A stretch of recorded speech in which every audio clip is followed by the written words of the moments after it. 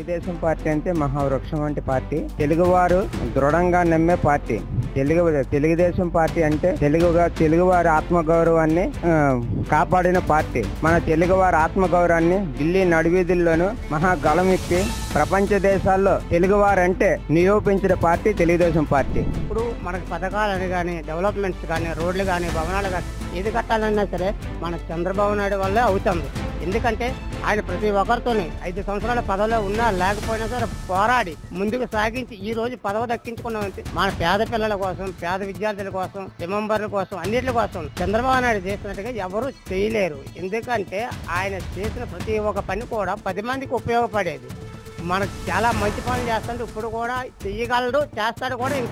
ఇంకా నెక్స్ట్ కాబోయే రోజుల్లో కూడా ఆయన ముఖ్యమంత్రి కావాలి మనకి. నందమూరి తారక రామారావు గారు ప్రభుత్వంలో రామరాజ్యంగా ఎందుకు అయిందంటే ఆయన కేజీ బియ్యం రూపాయికి చెప్పిన ఇచ్చారు. మొత్తం దేశం మొత్తం మీద అక్కడ ఆయన స్టార్ట్ చేశారు. ప్రజలకి ఏ ఫీజు లేకుండా చదువులు ఇప్పించారు. తర్వాత ఎన్నో ఇల్లు ఇప్పించారు. తర్వాత ఆయన రామరాజ్యంగా చేస్తూ అది చాలా గవర్నమెంట్స్ ఇండియాలో ఉదాహరణగా తీసుకొని ఆయన ఫాలో అయ్యారు. ఈ రోజు ఇలాగున్నా అంటే మనం తెలుగుదేశం గురించి అందరూ ఎందుకు పిచ్చిగా నిలుస్తున్నారంటే ఆయన చేసిన మంచి పనులు. 1983లో నందమూరి తారక రామారావు గారు ఈ యొక్క తెలుగుదేశం పార్టీని స్థాపించడం జరిగింది. స్థాపించిన కాడి నుండి కూడా అనేకమైనటువంటి బడుగు బలహీన వర్గాలకి సంబంధించి అనేకమైనటువంటి సంక్షేమ కార్యక్రమాలు చేస్తూ ఈ ఆంధ్ర రాష్ట్రంలో మొక్కటం లేని మహారాజుగా వెలుగొంది ఈ రోజు ఎదగడం జరిగింది. ఈ ఫీజు రియంబర్స్మెంట్ ని మొట్టమొదటిసారిగా ప్రజలకి తెలియజేసింది నందమూరి తారక రామారావు గారు అని సగర్వంగా మేము చెప్పగలుగుతున్నాం. తెలుగుదేశం పార్టీ అంటే ఆ రోజు నందమూరి తారక రామారావు గారు స్థాపించినటువంటి పార్టీ.